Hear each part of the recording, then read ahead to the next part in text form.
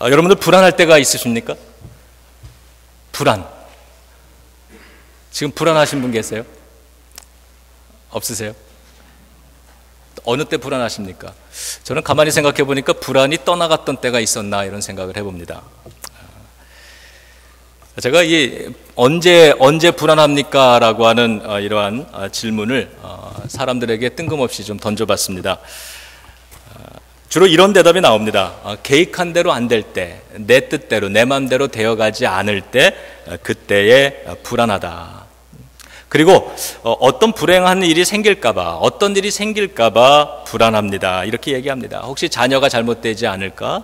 또 건강이나 이런 질병의 문제, 또 내 직장을 잃어버리지 않을까? 이러한 여러 가지 앞으로 어떤 일이 생길까봐 불안하다. 이런 이야기들을 합니다. 어제 한 새벽 4시인가 저희 집사람이 깨어 있길래 제가 질문을 했습니다.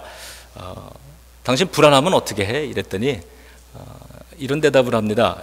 기도를 하는데 이 불안함이 하나님의 뜻이 아니기 때문에 오는 불안이라면 깨닫고 고칠 수 있게 지혜달라고 기도를 하고, 만일 하나님의 뜻이면 담대함을 주셔서 밀고 나가서 끝까지 승리하게 해달라고 그렇게 기도한다. 그래서 제가 좀 좋은 것을 하나 배웠습니다.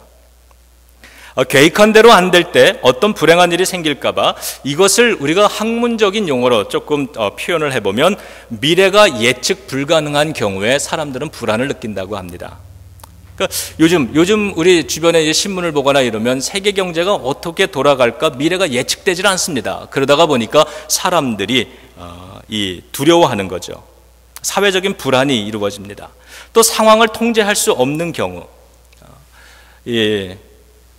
사춘기 자녀들 통제가 안 될 때 저 아이가 앞으로 어떻게 될까 불안하죠. 아이를 보고 있으면. 제가 지난주에 재밌는 얘기를 하나 들었는데, 여러분들 그 자녀들이 요즘 운전하고 다니는 애들이 있어요. 퍼밋 받아가지고 부모님 옆에 태우고, 그러면 그 운전할 때 옆에 있는 부모의 마음이 얼마나 불안한지 모르죠. 왜 그럽니까? 내가 운전할 땐 자동차가 통제가 되는데 아이가 운전할 땐 통제가 안 되는 겁니다. 아들이 이제 자라서 이제 면허를 땄습니다. 그래서 운전을 하는 날입니다. 그랬더니 아빠가 옆에 안 앉고 뒤에 가서 앉으랍니다. 그래서 아빠 왜 뒤에 가서 앉아 그랬더니 나도 평소에 해보고 싶은 거 하려고 그랬더니 발로 뒤에 자석을 발로 뻥뻥 차더래요. 우리 이해하시는군요. 상황을 통제할 수 없는 경우에 사람들은 불안을 느낍니다. 여러분, 이 불안이 무언가요? 불안, 글자가 떨어지는 것도 오늘 불안하죠. 가능한 대로 불안을 느끼게 해드리려고 글자를 떨어뜨립니다. 저 불안 자체가 안전하지 않다라고 하는 말입니다. 그래서 위험을 느낄 때 생기는 감정이 바로 불안이라고 합니다. 저 불안은 사고에 영향을 끼치는데, 저 불안은 영향을 끼치는데 우리의 생각에 부정적인 영향을 끼치고, 그리고 우리의 신체와 정서에 그러한 부정적인 영향을 끼칩니다. 먼저 여러분, 위험하다라고 하는 것은 긍정적인 상황입니까? 부정적인 상황입니까? 위험하다, 부정적인 상황이죠. 그리고 이 부정적인 상황에 처해서 마음이 불안해지면 여러분 편안합니까? 불편합니까? 당연히 불편하죠. 그래서 이 부정적인 상황 속에서 이 불편함을 느낄 때, 이러한 상황 속에 우리의 생각은 부정적인 영향을 받게 된다는 겁니다. 그래서 더 부정적으로 더 안 되면 어떡하나, 이게 최악의 경우로 떨어지면 어떡하나, 이런 염려를 계속 하게 된다는 것입니다. 그뿐이 아니라 저 신체에 대한 것, 신체에 부정적인 영향을 끼치는데, 여러분, 이 불안이 느껴지면 우리의 신체는 그렇게 만들어져 있다 그래요. 이 위험에 대처하도록 신체적인 흥분을 유도한다고 합니다. 예를 들면 맥박이 빨라지고 호흡이 가빠지는 겁니다. 거칠어지는 거예요. 이런 상태를 우리는 긴장, 스트레스라고 이야기를 합니다. 이 스트레스가 만병의 근원이라고 그러죠. 이런 신체적인 상태는 이런 불쾌감을 가져오게 되고 과도한 불필요한 에너지 소비를 많이 일으킨다고 합니다. 그래서 우리로 하여금 피로감을 느끼게 하는 신체 부정적인 영향도 나온다고 합니다. 마지막으로 저 정서에도 부정적인 영향을 끼치는데, 여러분, 이 불쾌감이나 위험 느끼죠? 이러한 것의 이유를 자기 자신에게서 찾고 자책하면 우울감에 빠지고요. 내가 이것을 감당하지 못할 거야 이렇게 인식하면 무기력에 빠진다고 합니다. 불안의 책임이나 원인을 다른 사람에게서, 타인에게서 찾으면 짜증을 내고 화를 내게 되고요. 열등감에서 시작된 불안이 다른 사람과의 비교로 이어지면 시기하고 질투하고 비난하는 그러한 일들이 정서적으로 나타난다고 합니다. 이것이 이 불안이 우리들에게 가져오는 부정적인 면인데, 그뿐만이 아니라 긍정적인 그러한 면도 있다고 합니다. 이런 겁니다. 불안은 우리를 위험에서 지켜줍니다. 위험을 미리 예측하고 위험에 대비할 수 있도록 준비시켜 주는 건데, 저희 둘째 아이가 아직 어리기 때문에요. 어디를 가다가 얘가 이 주차장에서 막 뛰어가면은 저는 불안감을 느낍니다. 저러다가 사고 나면 어떡하지? 그래서 그 반사적으로 저는 그 아이를 얼른 붙잡습니다. 중단을 시킵니다. 제가 이 어떤 위급한 상황을 느낄 때 내 마음에 불안감이 작동하기 때문에 내가 그 아이를 붙들어서 위험을 예비할 수 있다, 대비할 수 있다, 이러한 장점이 있다는 거죠. 사고를 예방하게 해줍니다. 여러분, 우리 안에 있는 이 불안함을 또 잘 다스리면 우리 인생에 너무 교만하지 않게 겸손하게 살아갈 수 있게 만들어준다는 겁니다. 그렇지, 나는 그렇게 천년만년 살 것처럼 우리가 이렇게 살아가지만 그렇지 않은 거야. 나는 언제든지 쓰러질 수 있는 사람이야. 나도 실수할 수 있는 사람이야. 이런 것을 생각하면 다른 사람의 실수와 잘못 앞에서 우리는 겸손해질 수 있습니다. 스스로 더 노력하게 만들고, 인간관계에서 이 불안감, 이런 것을 잘 사용하면 친절이나 겸손함으로 이어지기도 한다고 합니다. 그래서 정리해보면 불안은 불편한 감정이지만 그러나 동시에 반드시 필요한 감정이라고 하는 것입니다. 그렇기 때문에 우리는 이 불안감을 다루는 것이 참 중요하다는 거예요. 이 불안을 어떻게 다루며 살 것인가. 여러분, 오늘 우리가 다윗의 이야기를 하나 읽었는데, 다윗이 골리앗을 쓰러뜨리는 아주 유명한 장면입니다. 다윗이 언제부터 유명해집니까? 바로 이 사건 이후부터 유명해지기 시작합니다. 그런데 사실 지금 이 상황은, 이 골리앗과 대치하고 있는 이스라엘의 상황은, 이스라엘의 군대는 가장 불안함 속에 빠져 있던 상황입니다. 가장 불안함을 느끼는 상황 속에서 다윗은 그 기회를 통하여서 유명해지고 앞으로 왕이 될 수 있는 중요한 발판을 마련하게 되는 것입니다. 불안 자체가 중요한 것이 아니라 이것을 어떻게 다루느냐가 이와 같은 엄청난 다른 결과를 만들어낸다는 것이죠. 불안을 다루어서 기회로 삼는 다윗 같은 사람이 있고, 불안의 지배를 받으면서 살아가는 사람들이 있습니다. 오늘 우리는 그 이야기를 좀 살펴보고자 합니다. 골리앗을 다루는 이 다윗의 이야기. 여러분, 이 골리앗, 이제부터 골리앗의 정체를 우리가 살펴볼 텐데, 여러분 주변의 골리앗을 한번 찾아보시기 바랍니다. 자, 17장 3절에 보시면 지금 이스라엘이 대치하고 있는 상황이 어떠한 것인가를 보여주는데, 블레셋 사람은 이편 산에 섰고 이스라엘은 저편 산에 섰고 사이에는 골짜기가 있었다 얘기합니다. 그러니까 여러분, 이 산 두 개의 능선을 한번 생각해 보세요. 큰 산 봉우리가 있는데 이쪽에는 이스라엘 군대가 진치고 있고 이쪽에는 이 블레셋 군대가 진을 치고 있고, 그 사이에는 깊은 계곡이 있었다고 이야기를 합니다. 자, 이러한 장면을 머리에 두시고, 자, 4절을 한번 우리 같이, 성경책이 좀 다르겠지만 우리 가지고 계신 성경책으로 함께 읽습니다. 4절입니다. 시작. 블레셋 사람의 진에서 싸움을 도두는 자가 왔는데 그 이름은 골리앗이요 가드 사람이라. 자, 골리앗의 정체가 뭡니까?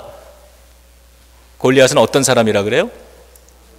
네, 싸움을 도두는 자입니다. 시비를 거는 자다, 이렇게 얘기를 합니다. 여러분, 주변에 골리앗을 한번 찾아보시기 바랍니다. 우리 인생에 시비 거는 사람, 싸움을 걸어오는 그러한 대상들이 우리가 만나고 있는 골리앗입니다. 그런데 그 뒷구절을 보면 그의 키, 신장이 얼마나 되는가? 그는 6규빗 한 뼘이다. 거인이란 뜻입니다. 그는 거인이다. 여러분, 우리 주변에 이런 거인들이 있습니다. 힘의 거인이 있고, 어떤 재물을 많이 가진 거물이 있고, 또 성격적인 거인도 있습니다.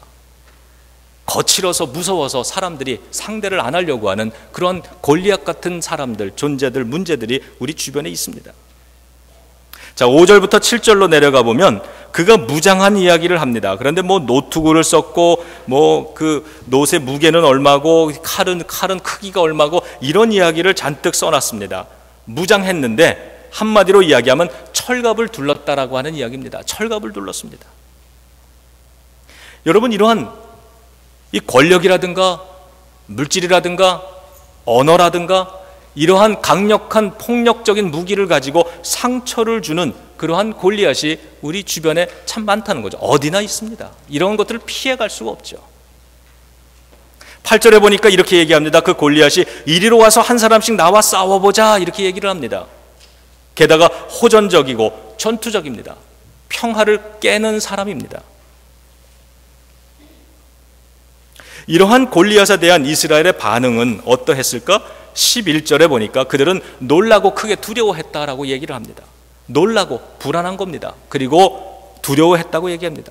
그들도 역시 어떠한 어려운 위험한 상황을 만나자 불안해하는 겁니다. 두려워하기 시작하는 겁니다. 여러분, 이 불안이 중요한 이유는 이 불안감은 행동을 유발하기 때문에 그렇습니다. 여러분, 불안하면 나오는 행동들이 있습니다. 이것을 이 학자들은 대개 세 가지로 요약을 하는데, 예를 들면 이런 겁니다. 밤길을 걸어가는 한 여자를 한번 생각해 보세요. 집으로 이제 퇴근해서 돌아가는데 밤입니다. 깜깜한 밤에 인적이 없는데 이제 동네 이 골목길을 들어섰는데 저 뒤에서 누군가가 쫓아오는 인기척이 들립니다. 여자는 얼마나 긴장하겠습니까? 주변을 돌아봅니다. 아무도 없습니다. 깜깜합니다. 그때 이 마음속으로 이런 생각을 합니다. 어떡하지? 그래, 뒤돌아서서 소리를 지르면서 이 핸드백을 막 휘두르면서 한번 저항을 해볼까? 이런 생각을 합니다. 이것은 회피 반응입니다. 과잉 행동입니다. 돌아서서 소리를 지르며 싸울까? 아니면은 집 쪽을 향해서 죽어라 뛰어서 도망갈까? 이것은 회피죠. 어떻게 할까? 어떻게 해야지? 이러는데 그 발자국이 막 빠르게 오더니 뒤에 와서 탁 멈춰서는 순간에 어떻게 합니까? 싸우지도 못하고 도망가지도 못하고 소리 지르도 못하고 그냥 그 자리에 털썩 주저앉아가지고 아무 일도 못하는 이러한 반응을 체념이라고 얘기를 합니다. 불안은 과잉 행동을 유발하기도 하고 회피하게 만들기도 하고 체념하게 하기도 합니다. 그런데 오늘 이스라엘이 골리앗이라고 하는 큰 문제를 만났을 때 그들이 보여주는 반응이 어땠는가? 그들의 반응도 똑같았던 것을 발견합니다. 24절에 보면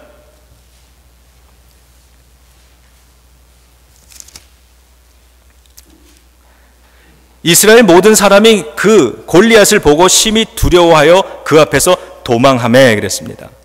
두려워서 도망합니다. 무슨 반응입니까? 회피 반응입니다. 28절에 보면 이제 그 골리앗과 싸우겠다고 다윗이 나섭니다. 어린 소년 다윗이 나서는데 그의 이 전쟁터에 군인으로 나가 있던 형이 그를 야단치고 조롱합니다. 네가 뭘 하겠다고, 네가 어떻게 이 상황을 바꾸느냐고, 할 수 없다고, 너 가서 양이나 치라고 그렇게 이야기를 합니다. 이것은 무슨 반응입니까? 체념의 반응입니다. 이미 체념했다는 겁니다. 이 상황을 어떻게 하든지 바꿀 수 없어라고 하는 반응입니다. 32절에 가면 다윗은 내가 골리앗과 싸울 것이라고 이야기를 합니다. 이것은 과잉 행동입니다. 이 어린 소년이 골리앗과 싸우겠다고 나섭니다. 여러분, 인생에서 어려운 상황이나 문제를 만나면 우리는 불안해집니다. 그때 우리는 이 세 가지 반응 중에 하나를 선택하게 되는 것입니다. 그렇다면 우리가 이 상황에서 모두가 불안을 느끼는 상황에서 다윗은 어떻게 이것을 다루는 지혜를 가지고 있었는가? 두 가지를 배울 수가 있습니다. 첫 번째는 불안한 감정을 누르지 않고 불안을 유발하는 원인이나 상황을 다루기 시작했다는 것입니다. 32절에 보면 사울 왕에게 다윗이 찾아가서 이렇게 얘기를 합니다. 왕이요, 저 골리앗으로 인해서 낙담하지 마옵소서. 저 골리앗으로 인해서 두려워하지 마소서. 불안해하지 마소서. 이런 이야기입니다. 여러분, 이것이 불안한 감정을 누르는 겁니다. 오늘 골리앗 때문에 이 왕이 느끼고 있는 이 불안함의 감정, 이것을 억누르고 이것을 다스리려고 하는 것인데, 만일 다윗과 사울 왕의 대화가 여기서 끝났다면 그냥 위로밖에는 안 됐을 겁니다. 위로밖에는 안 됐을 거예요. 그런데 다윗은 여기서 끝난 것이 아니라 한 가지 이야기를 더 합니다. 내가 나가서 골리앗과 싸우겠습니다. 내가 나가서 골리앗과 싸우겠습니다. 왕이 지금 불안해하고 있는 그 불안 자체를 자꾸 다루려고 그러지 마십시오. 내가 그 불안의 원인이 되는 골리앗을 해결하겠습니다. 이것은 오늘 우리들에게 내가 만나고 있는 어떤 불안함의 문제, 이것에 대해서 이 불안한 감정 자체를 자꾸 해결하려고 그러지보다는 이 불안을 유발하고 있는 문제를 찾으라는 겁니다. 그것이 무엇이냐? 너희의 골리앗이 무엇이냐를 찾으라는 것이죠. 이 이야기를 들으니까 어떻게 됩니까? 사울 왕의 마음에 희망이 생기고 용기가 생기게 되는 것입니다. 두 번째는 상황 자체가 아니라 상황에 대한 해석을 다루는 겁니다. 여러분, 유명한 이야기 있죠? 1950년대에 이 스코틀랜드에서 출발해서 이 포르투갈로 향하고 있는 떠나는 이 큰 배가 있었습니다. 이 배에는 많은 컨테이너 박스들이 있었는데 이게 다 이 냉동 박스입니다. 냉동 창고입니다. 근데 한 선원이 이걸 점검하러 들어갔다가 그만 문이 잠겨버립니다. 그래서 이 냉동 창고 안에 갇히게 됩니다. 며칠 후에 포르투갈에 도착한 배가 이제 이 도착해서 그 문을 열어보니까 그 안에 이 선원이 당연히 얼어 죽어 있었습니다. 이 선원은 시시각각 얼어오고 그 고통스럽고 이 공포에 이 두려움에 떠는 자기의 이 마음을, 이런 상황을 벽에다가 아주 시간대별로 구체적으로 기록을 해놨다고 합니다. 이제 몸이 서서히 굳어온다. 추위에 나는 얼어간다. 아, 너무 고통스럽다. 힘들다. 아, 정신이 몽롱해진다. 이러면서 기록을 다 해놨다 그래요. 근데 놀라운 사실이 있지 않습니까? 그 냉동 창고는 가동되지 않았다고 합니다. 그 실내 온도는 영상의 온도라고 해요. 결코 사람이 얼어 죽을 수 없는 그러한 온도였다고 합니다. 이 죽은 선원은 상황 자체를 본 것이 아니라 그 상황에 대한 자기의 해석으로 바라봤습니다. 그래서 이 냉동 창고니까 이 안에서 나는 반드시 죽을 거라고 그렇게 해석을 했던 것입니다. 상황 자체는 절대로 얼어 죽을 수 있는 상황이 아닌데 그 상황에 대한 해석이 그를 죽게 만드는 것입니다. 만일에 이 상황 자체를 그대로 받아들였다면, 상황 자체를 현실적으로 받아들였다면, 그렇다면 이것은 영상의 냉동 창고고 불편하기는 해도 배고프기는 해도 며칠만 참자 견뎌냈을 수도 있는 것입니다. 이거를 읽으면서 얼마나 많은 순간에 우리는 어려운 문제 자체보다는 그것에 대한 나의 연약한 잘못된 해석 때문에 실패하고 포기하고 손해보며 살았는 일들이 얼마나 많았을까, 이런 생각을 해봅니다. 그렇기 때문에 여러분, 이 골리앗에 대한, 이 상황에 대한, 이 불안함에 대한 우리의 해석이 중요한 것입니다. 이 해석은 두 가지밖에 없습니다. 성경이 얘기해 주는 건 믿음의 해석이냐 불신앙의 해석이냐, 이 두 가지라고 하는 것입니다.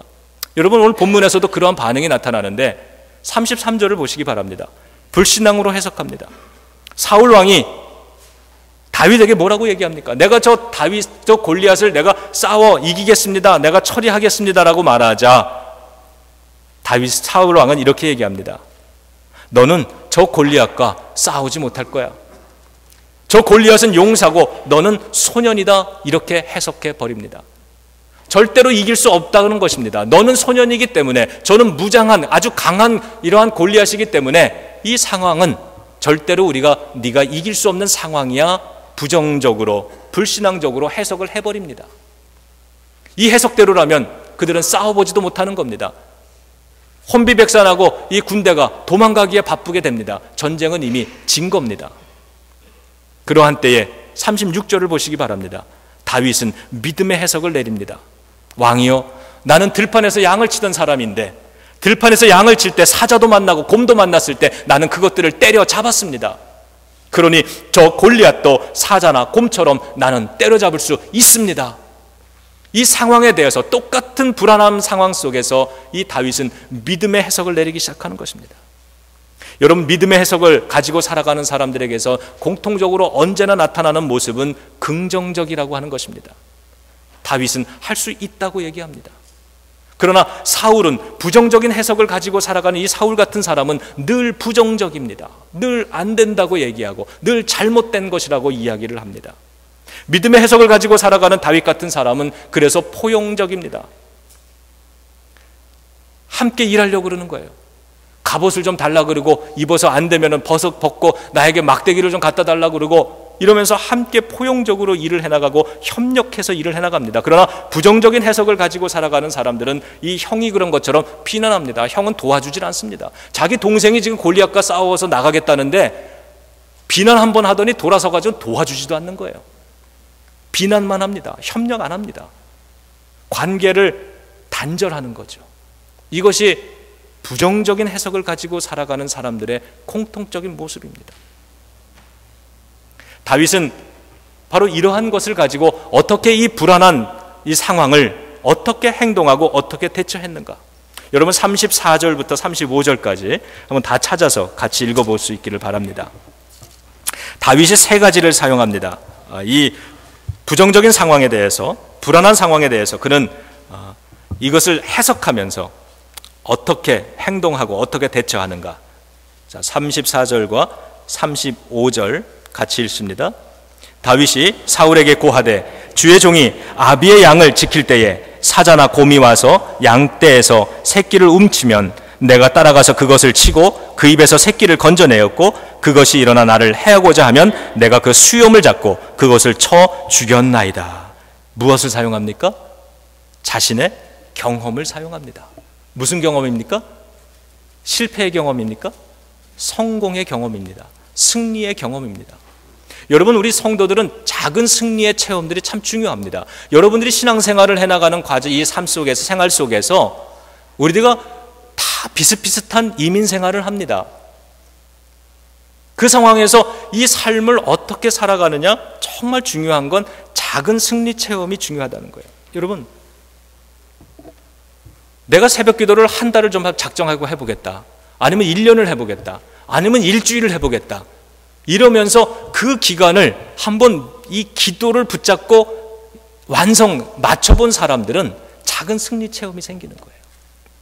내가 금식 기도 한번 해보겠다, 또 성경을 읽어보겠다, 어려운 일이 있는데 내가 성경 한번 읽어봐야지, 읽다가 포기한 이러한 실패한 경험이 많은 사람과 그래도 어떻게든지 참고 이겨내면서 성경을 한번 읽은 이 승리의 체험 하나를 가진 사람, 다음번에 성경을 2번 읽을 수 있는 확률은 한 번 읽어본 사람이 2번 읽을 수 있는 확률이 더 높아진다는 것입니다.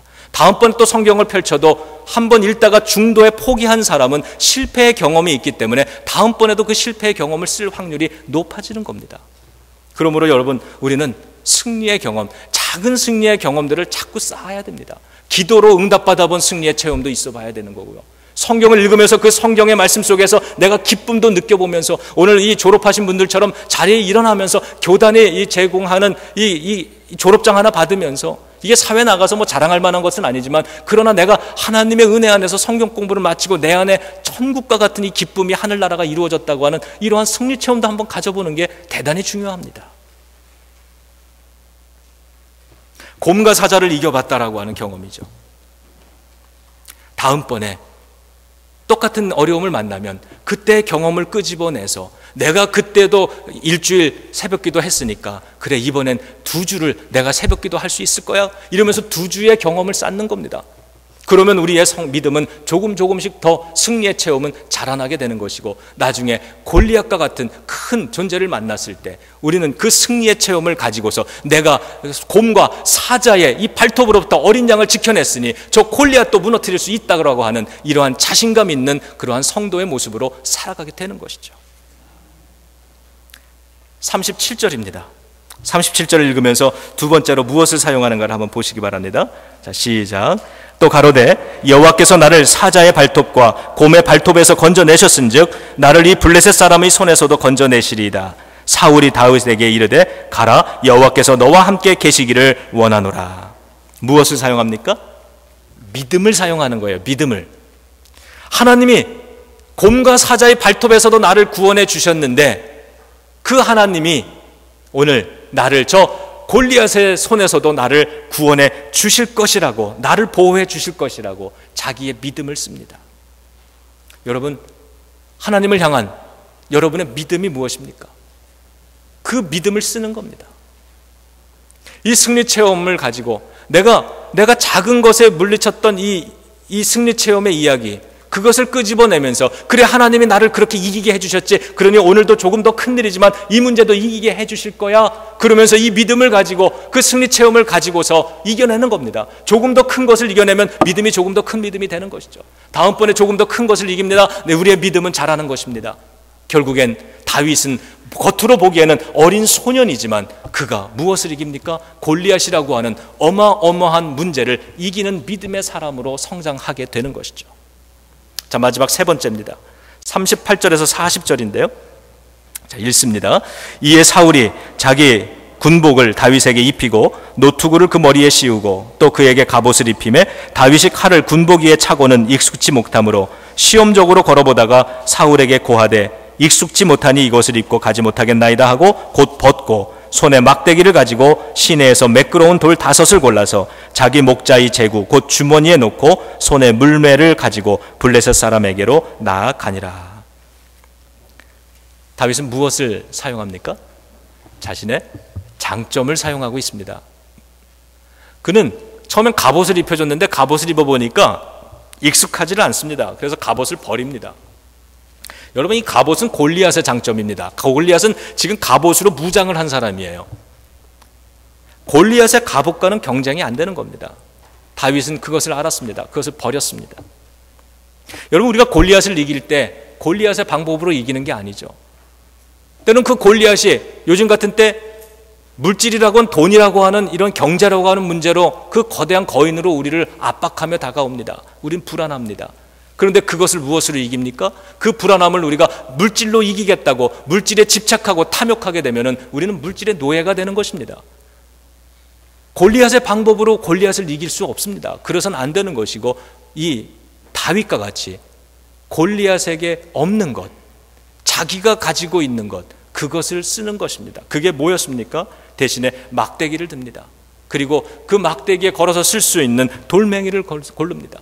물맷돌을 가지는 거죠. 이것은 다윗이 가장 잘할 수 있는 그러한 이 무기였습니다. 제가 이 본문을 이번에 다시 읽으면서요, 어릴 때부터 교회 학교에서 수없이 들어오고 많이 읽었던 본문인데도 불구하고 오늘 새로운 것을 깨달았어요. 야, 내가 이것을 이렇게 모르고 있었나? 이런 이 생각이 들었는데, 여러분 한번 보시기 바랍니다. 이게 48절인데요. 같이 읽어봅니다.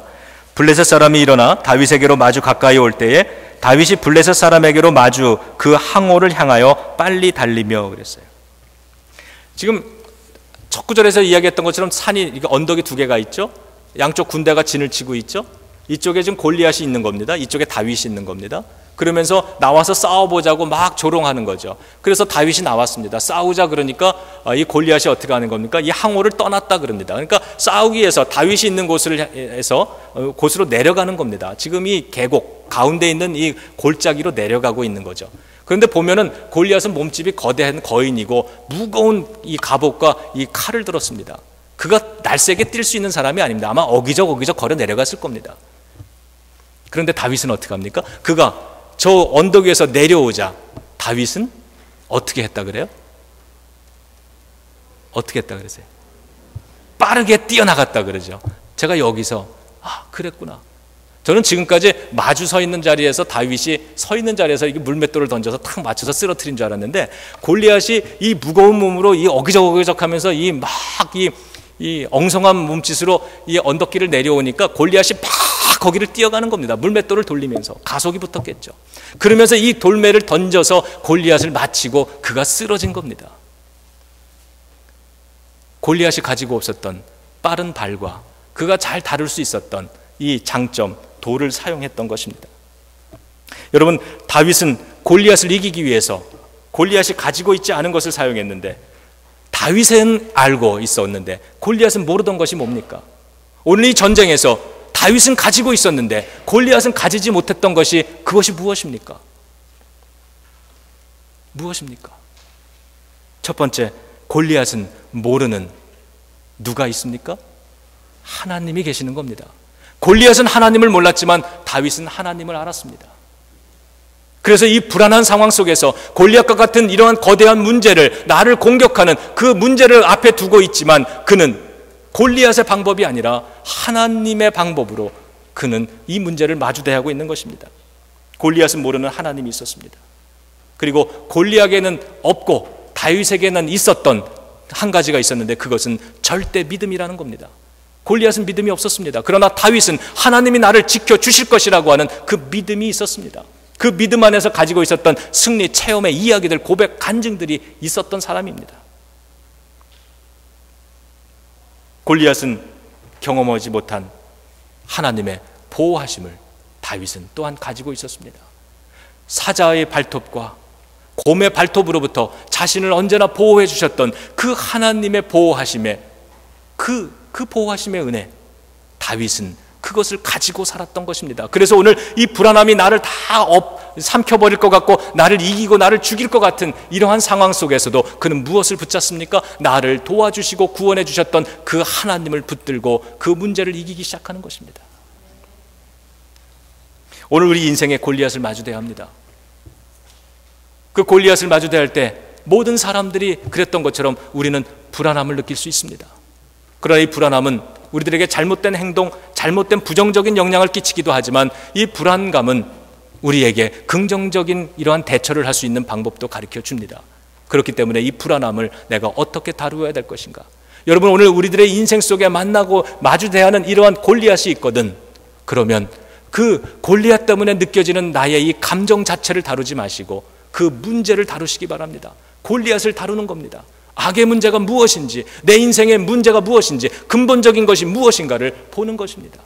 그러면 같이 사는 사람이 문제라고 생각했고, 내 주변에 있던 어떤 사람이 문제라고 생각했고, 또 어떤 다른 것이 문제라고 생각했지만 그것이 문제가 아니라 더 깊숙이에 있는 골리앗을 발견할 수 있게 될 것입니다.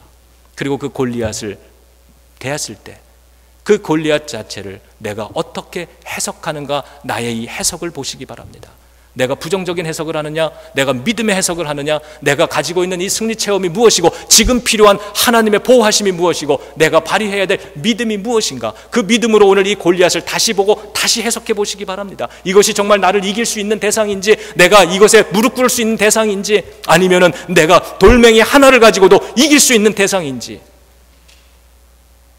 나는 골리앗만 마주대하고 내 인생엔 골리앗만 있는 것이 아니라 골리앗보다 크신 하나님이 계시다고 하는 이 사실을 기억하시면서 오늘도 우리 삶 속에 있는 이 불안함의 문제를 믿음으로 잘 극복하여서, 사울은 이 불안함을 통해서 그는 패망했지만 다윗은 이 불안함의 상황을 통해서 왕으로서 세움받는 중요한 기회를 만들었다는 것, 이것처럼 다윗의 자리에 서서 살아가는 저와 여러분들 되시길 주님의 이름으로 축원합니다.